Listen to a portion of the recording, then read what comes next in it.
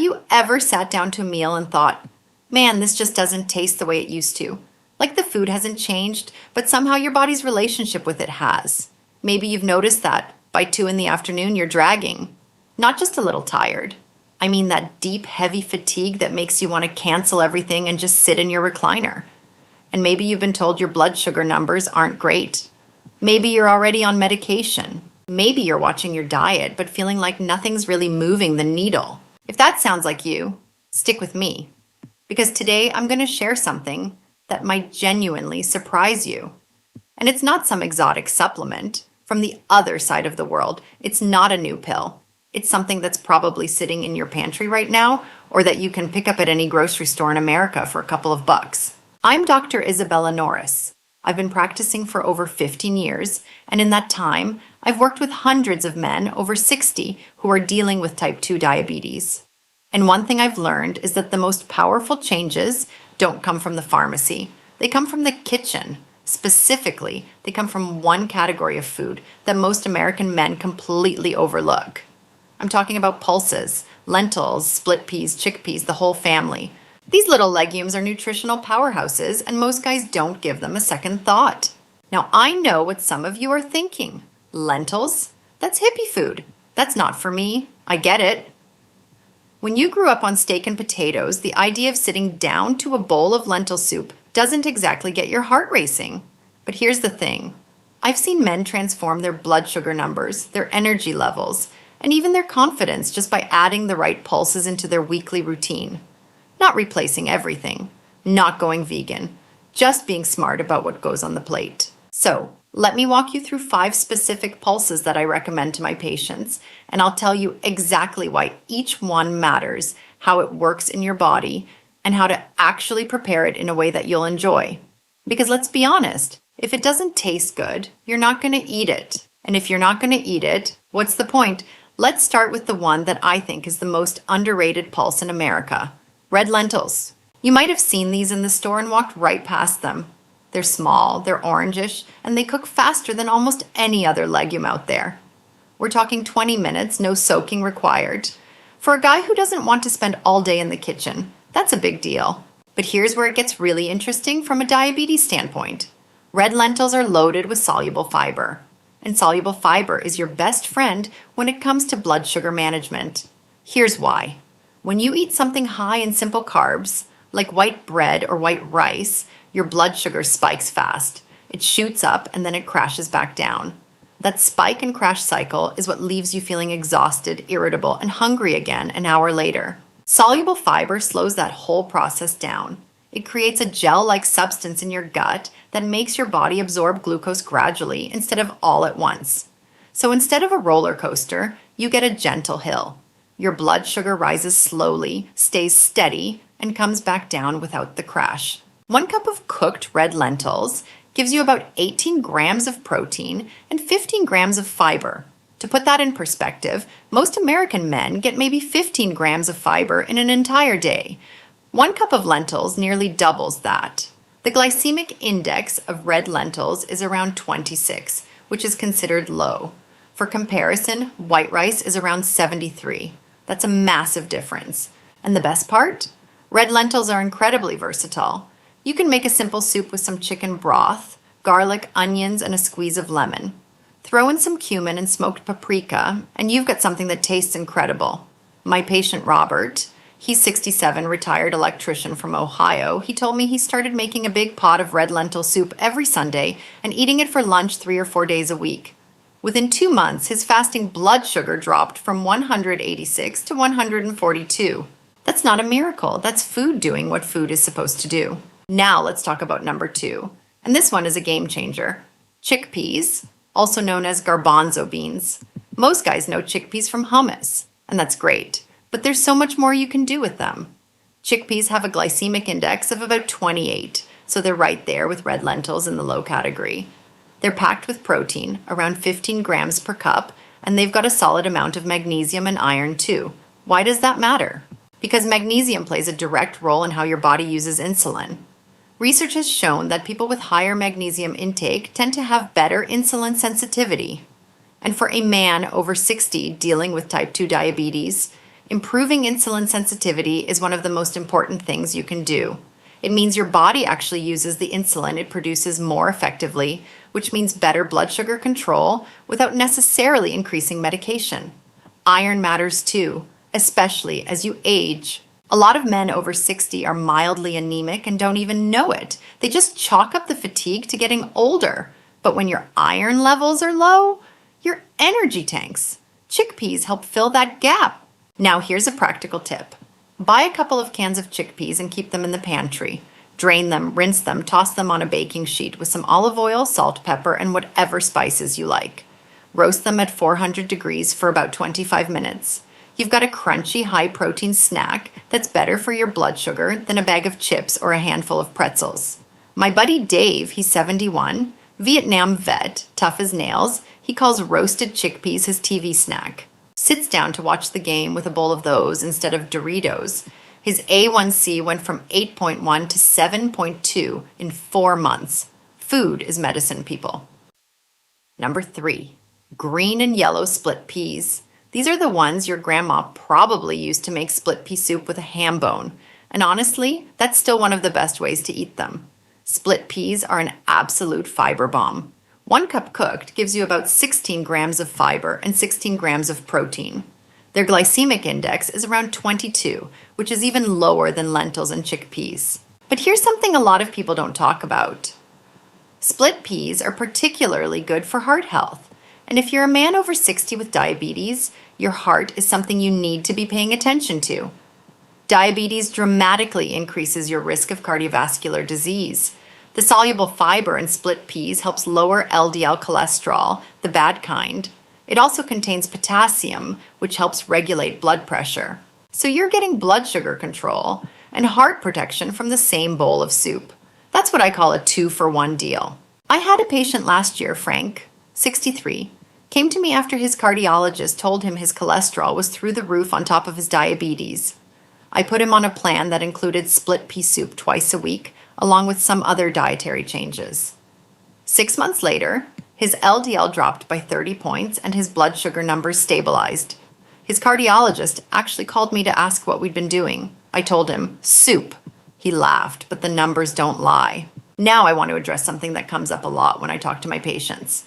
A lot of guys ask me, Doc, I've got diabetes and high uric acid, or I've got diabetes and gout. Can I still eat these pulses? And that's a really important question because some legumes are higher in purines, which can aggravate gout.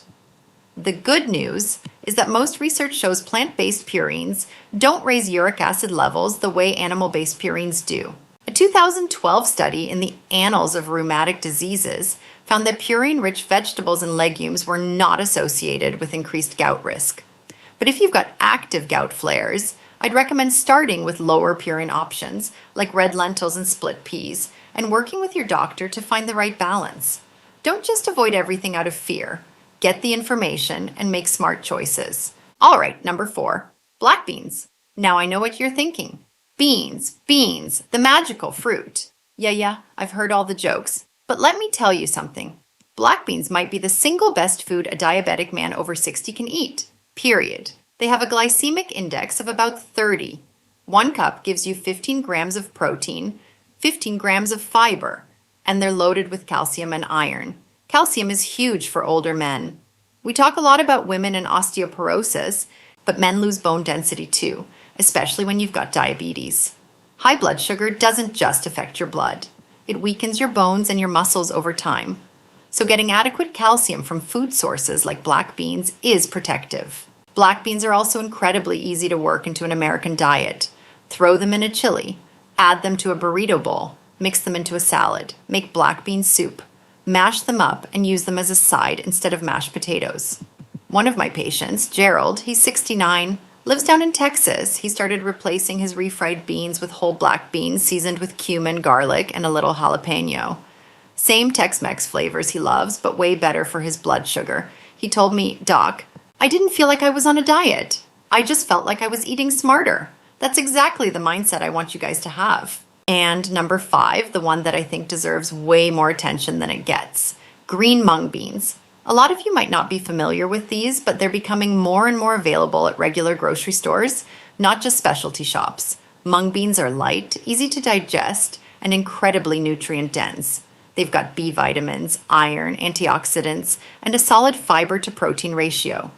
What makes mung beans special for diabetes is how gentle they are on the digestive system. A lot of older guys have digestive issues on top of their diabetes. Maybe your stomach doesn't handle heavy meals the way it used to.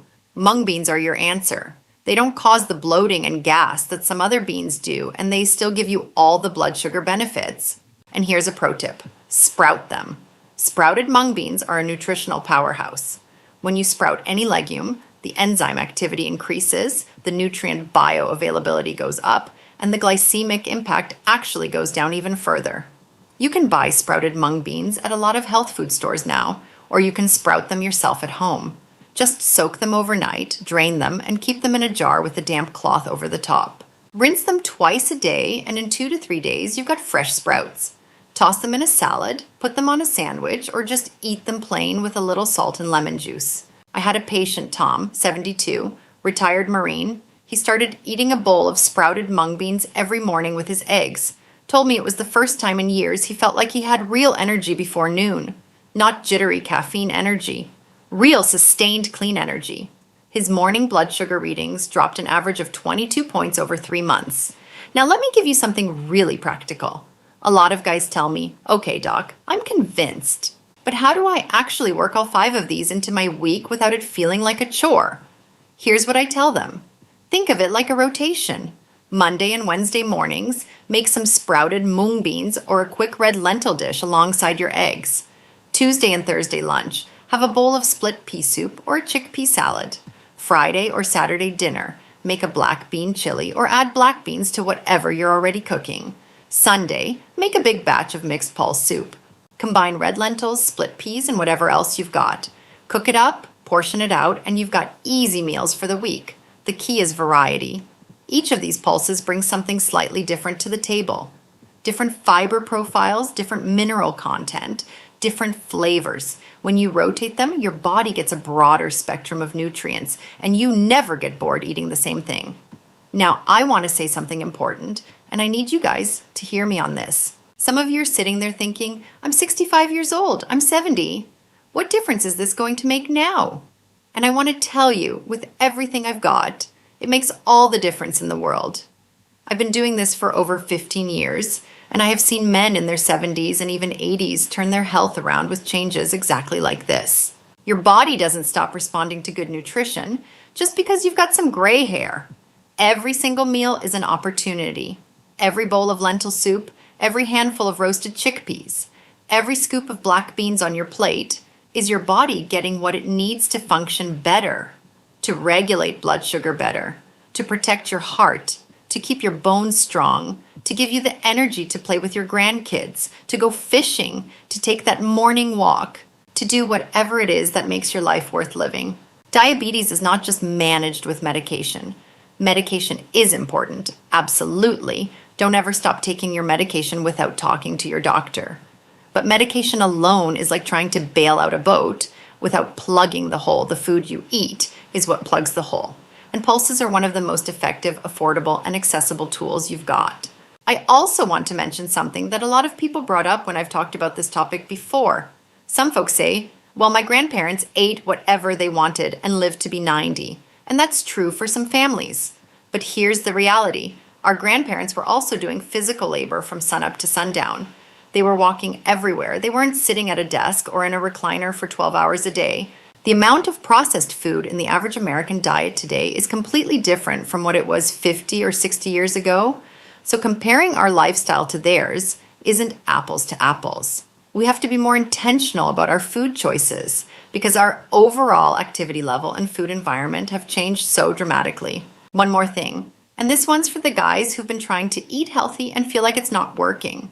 If you're eating the right foods and your numbers aren't moving, don't give up. Talk to your doctor. There might be other factors at play, like medication dosage, stress, sleep quality, or an underlying condition that needs attention. Nutrition is powerful, but it's one piece of the puzzle. The point is to keep going, keep making good choices, and keep showing up for your own health. A $1 bag of red lentils can make 4 or 5 meals. A can of chickpeas costs about $1.50. Black beans, same thing. You don't need to spend a fortune to eat well. You just need to know what to reach for. So here's what I want you to do. After this video, go into your kitchen.